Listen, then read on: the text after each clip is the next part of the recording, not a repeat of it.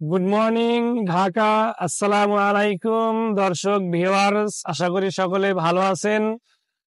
আজকে বেরোয়েছি ঢাকা থেকে কলকাতার উদ্দেশ্যে। আমি এই মুহূর্তে ঢাকাতে চলে এসেছি। আমার আরামবাগ থেকে আজকে সকাল 7:30 গাড়ি ছাড়বে। তো এই মুহূর্তে আমি কিন্তু একেবারে আরামবাগের দ্বার প্রান্তে। আসলে ঢাকার শহর কতটা ফাঁকা বা কতটা সুন্দর, যদি আপনারা ছুটির দিনে বা সকালে যদি ঢাকার শহরে না আসেন তাহলে আসলে বুঝতে পারবেন না যে ঢাকাটা আসলেই কতটা ফাঁকা বা কতটা সুন্দর। আসলে ঢাকা শহর সকালে যদি আপনি ভ্রমণ করেন তাহলে আপনি বুঝতে পারবেন যে ঢাকা আসলে একটি ইউরোপের শহর। আপনি বুঝতে পারবেন না যে এটি ঢাকার শহর। সত্যি এটি আপনার দেখলে মনে হবে যে একটি বিদেশি কোনো একটি শহরে আপনি এই মুহূর্তে অবস্থান করছেন। ভিউয়ার্স, আমরা পৌঁছে গেছি এই মুহূর্তে আরামবাগ শ্যামলী এনআর কাউন্টারে। এটি কিন্তু ইন্টারন্যাশনাল এবং ডোমেস্টিক গাড়ি ছেড়ে থাকে এখান থেকে। এটি আরামবাগের এসি 2 কাউন্টার, 2 নম্বর কাউন্টার। এখান থেকে কিন্তু কলকাতার উদ্দেশ্যে বাস ছেড়ে থাকে প্রতিদিন সকাল এবং রাতে। আমার সহযাত্রী আমার বড় ভাই রফিকুল ইসলাম রানা ভাই আজকে আমার সফর সঙ্গী।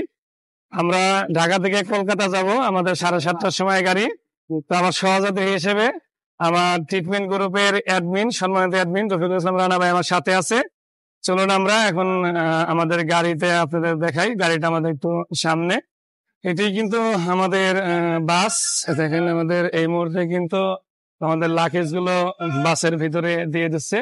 আমরা কিন্তু এই বাসে ঢাকা থেকে কলকাতা যাব। সকাল 7:30টার সময় ছাড়বে। আমরা হয়তো কলকাতায় সন্ধ্যা 6টার সময় পৌঁছাবো।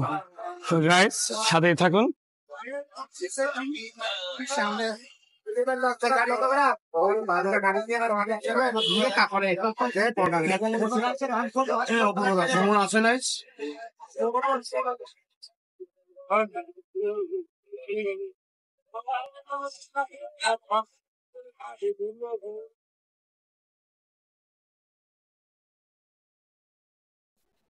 ইটপাটখিলের নগরী পাড়ি দিয়ে যখন মাওয়া এক্সপ্রেস ওয়ে দিয়ে আসছিলাম, তখন দুই দিকে যখন তাকাচ্ছিলাম, প্রকৃতি দেখে চোখ জড়িয়ে আসছিল। ধীরে ধীরে আমরা পদ্মা সেতুর টোল দিয়ে পদ্মা সেতুর দিকে এগিয়ে যাচ্ছিলাম। আমরা এই মুহূর্তে চলে এলাম পদ্মা সেতুর একেবারে শুরুতে। আমরা এখন পদ্মা সেতুর উপরে উঠে যাচ্ছি। আমাদের সামনে অনেকগুলো গাড়ি দেখা যাচ্ছে, আর ডান পাশে সেই কাঙ্ক্ষিত যে রেল লাইনটি আছে সেই রেল লাইনটি দেখা যাচ্ছে, এবং আর একটি লাইন যেটা সেটা হইলো পদ্মার ওই পার থেকে যে গাড়িগুলো আসছে সেই লেন দিয়ে কিন্তু গাড়ি নেমে যাচ্ছে। আমরা কিন্তু একে একে করে অনেকগুলো গাড়িকে ওভারটেক করে যাচ্ছিলাম। পদ্মা সেতুর মাঝখানে আসার পর দুদিকে যখন তাকাচ্ছিলাম, চোখ জড়িয়ে যাচ্ছিল যে এই নদীর পানি এবং কিছু জায়গায় চর দেখে খুবই সুন্দর লাগছিল। আমরা একে একে অনেকগুলো গাড়ি ওভারটেক করে গেলাম। আমাদের গাড়ির সর্বোচ্চ স্পিড ছিল 135 কিলোমিটার। এটি ছিল আমার জীবনের সর্বোচ্চ স্পিডবাহী একটি গাড়ি। আমি এর আগে 135 কিলোমিটার গতিবেগে কোনো বাসে যাতায়াত করিনি। এটি ছিল আমার প্রথম 135 কিলোমিটার বেগে যাতায়াত। আমরা এখন পদ্মা সেতু থেকে নেমে। আসসালামু আলাইকুম ভিউয়ার্স, এই মুহূর্তে গোপালগঞ্জের সাম্পান রেস্টুরেন্টের সামনে অবস্থান করছি। ঢাকা থেকে ছেড়ে আসা আমাদের বাসটি সকাল 7:30 কিন্তু কলকাতার উদ্দেশ্যে ছেড়ে এসেছিল। সেই বাসটি এখানে 9টার সময় একটি যাত্রা বিরতি দিয়েছে সকালের নাস্তার জন্য। সেই নাস্তার যাত্রা বিরতি কিন্তু আমরা শেষ করে ফেলেছি। এখন অলরেডি 9:30 বাজে। আমরা এখন আবার বাসে উঠে যাব এবং আমরা বেনাপোলের উদ্দেশ্যে রওনা দেব। এরপরে আপনাদের সাথে আমার দেখা হবে বেনাপোল ইমিগ্রেশনে। এর ভিতরে বাসের ভিতরে আপনার কিছু ডকুমেন্টস দেখাবো যে ইমিগ্রেশন পার হওয়ার জন্য কি কি ফর্ম আপনাদের পূরণ করতে হবে এবং ইমিগ্রেশন পার হওয়ার জন্য আপনাদের কি কি ডকুমেন্টস লাগবে সেগুলো আমি বাসের ভিতরে আপনাদেরকে ভিডিওতে বলে দিব। তো দর্শক, দেখা হচ্ছে বেনাপোল। দর্শক, এবার আসুন আপনাদেরকে শ্যামলী এনআর হোন্দাই পরিবহনের এই বাসটির ভিতরটা একটু ঘুরিয়ে দেখাই। এই বাসটি যেহেতু যাত্রা বিরতি দিয়েছে, বাসটি থেকে সকল যাত্রী নেমে গিয়েছে। আমরা এখন বাসের ভিতরে চলে আসলাম। আমরা আগে থেকেই শ্যামলী এনআর পরিবহনের A1, A2, A3, A4 এই 4টি সিট আগে থেকে বুকিং করে নিয়েছিলাম। আমরা সবসময় চেষ্টা করি এই সামনের সিটগুলো তো আগেই বুকিং দিয়ে কেটে রাখার জন্য, কারণ আমরা যাত্রাপথে কখনোই ঘুমাই না, আমাদের সামনের দিকে দেখতে অনেকটা ভালো লাগে। যারা যাত্রাপথে ঘুমান না তারা অবশ্যই এই সামনের সিটগুলো আগে থেকেই বুকিং করে নেবেন। বাসটি ছিল ইকোনমি ক্লাসের 2:2 সিট দ্বারা গঠিত। এই বাসটিতে মোট 40টি সিট আছে। প্রত্যেকটি সিটের সামনে কিন্তু পর্যাপ্ত পরিমাণ লেগ স্পেস আছে। আপনি ইচ্ছা মতো আপনার প্রত্যেকটি সিট কিন্তু ফোল্ডিং করে নিতে পারবেন, এতে কোনো ঝামেলা হবে না। এবং এই বাসগুলোতে কিন্তু ঝাঁকিও অনেকটাই কম, তো আপনারা খুব আরামেই যাত্রা করতে পারবেন এই বাসে। যাত্রাপথের মাঝামাঝি সময় এমন একটি ফর্ম আপনাকে পাসপোর্ট অনুযায়ী পূরণ করে নিতে হবে ইমিগ্রেশনের জন্য। আমরা এখন চলে এলাম সেই ঐতিহ্যবাহী যশোর গেটে। আমরা আর অল্প কিছুক্ষণের ভিতরেই বেনাপোল স্থলবন্দরে পৌঁছে যাব। আমরা চলে আসলাম সকাল 7:30-এ আরামবাগ থেকে বাসটি ছেড়েছিল।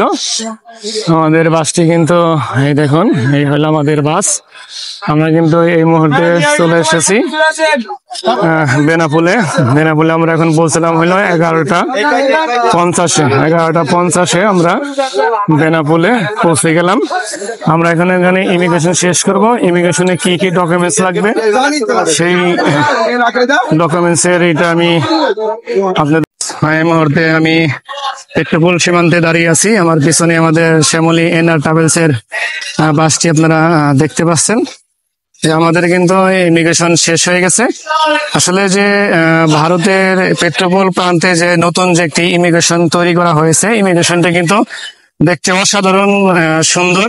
আপনার এয়ারপোর্টে যেরকম একটি ইমিগ্রেশন তৈরি করা হয়, সেই এয়ারপোর্টের আদলে কিন্তু একটি ইমিগ্রেশন কিন্তু এই বেনাপোলে কিন্তু পেট্রোপোল প্রান্তে তৈরি করা হয়েছে।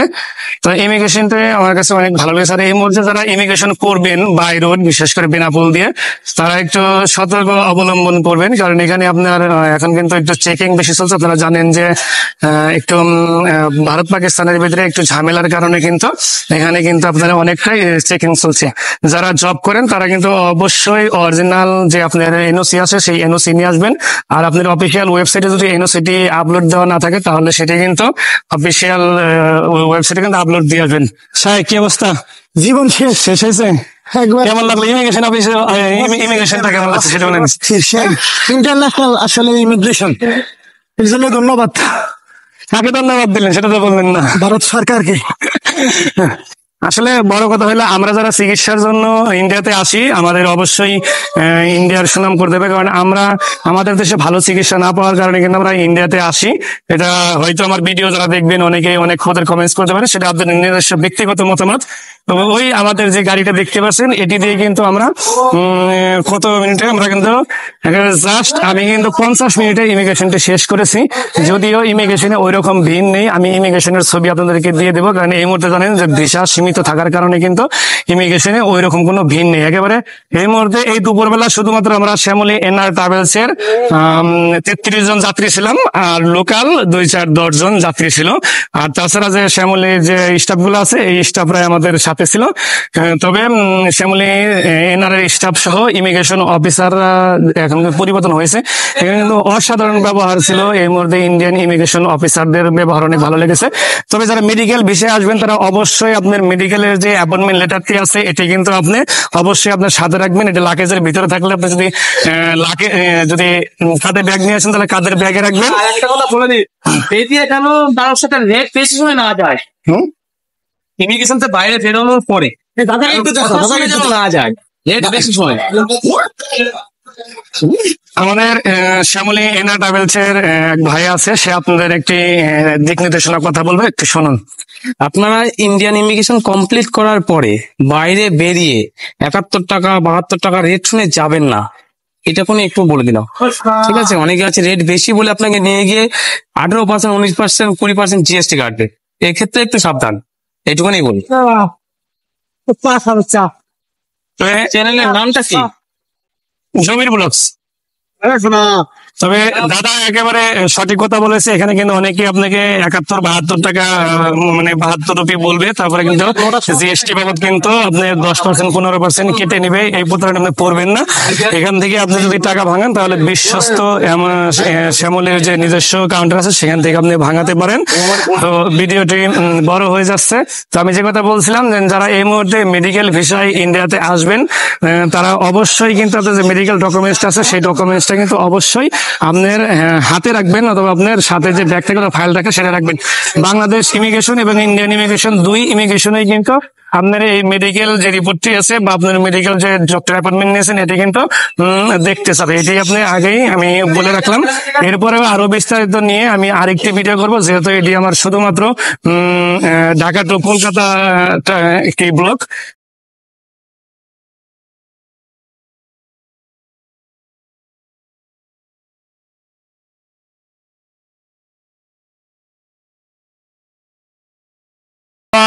এই মুহূর্তে আমাদের গাড়িটি যাত্রা বিরতি দিয়েছেন। আমরা এখন বারাসাত পার হয়ে ফ্যামিলি রেস্টুরেন্টের সামনে আমাদের শ্যামলী এনআর ট্রাভেলস এর এই গাড়িটি যাত্রা বিরতি দিয়েছেন আমাদের দুপুরে খাবারের জন্য। এই মুহূর্তে কিন্তু বাংলাদেশ টাইম 4:45 বাজে এবং ইন্ডিয়ান টাইম 3:15। এখন আমরা এই রেস্টুরেন্টে দুপুরের লাঞ্চ করব। এরপরে আমরা আবার এখান থেকে কলকাতার উদ্দেশ্যে রওনা দিব। তো আমাদের সঙ্গে থাকুন, আমরা লাঞ্চ করে আবার ফিরে আসছি। এই রেস্টুরেন্টেই কিন্তু সাধারণত শ্যামলী এনআর ট্রাভেলস এর যে এই বাসটি আছে এই বাসটি এখানে কিন্তু সবসময় রাখা হয়।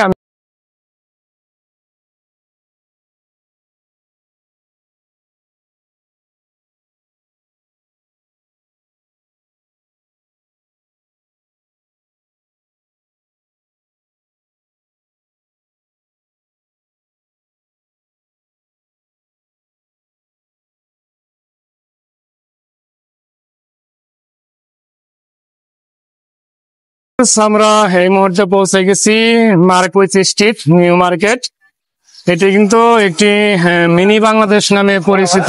আমার পিছনে আপনারা দেখতে পাচ্ছেন যে এখানে কিন্তু সব মানুষ এসে অবস্থান করে। কটন গ্যালারি, কটন গ্যালারি এখানে কিন্তু বাঙালিরা কিন্তু এখানে সবচেয়ে বেশি আসে। তো আমরা এই মুহূর্তে পৌঁছে গেছি। এই মুহূর্তে বাংলাদেশ টাইম 6:10 এবং ইন্ডিয়ান টাইম 5:40। আমরা আজকে অনেকটা আগে পৌঁছে গেছি আগের চাইতে। এই সময়ে এই জায়গাটায় হাজার হাজার বাঙালি থাকে, সেখানে এখন ভিসা সীমিত করার কারণে কিন্তু এখানে অনেকটাই জনসীমিত। এখানে কিন্তু অনেকটাই বাঙালি কমে গেছে। আসলাম নাকি? অবশ্যই সবাই সুস্থভাবে অবশ্যই অবশ্যই অবশ্যই। থ্যাংক ইউ থ্যাংক ইউ, ভালো থাকবেন। তো আমরা এই মুহূর্তে মার্কুইস স্ট্রিটে অবস্থান করব। আমাদের আজকের কলকাতা পর্যন্ত এই পর্যন্তই ছিল আমাদের জার্নি। তো আমরা এখান থেকে আমরা আজকে রাত্রে আবার চেন্নাইয়ের উদ্দেশ্যে রওনা দিব। সে পর্যন্ত সকলে ভালো থাকবেন। আজকের মতো এই কলকাতা এ পর্যন্তই শেষ।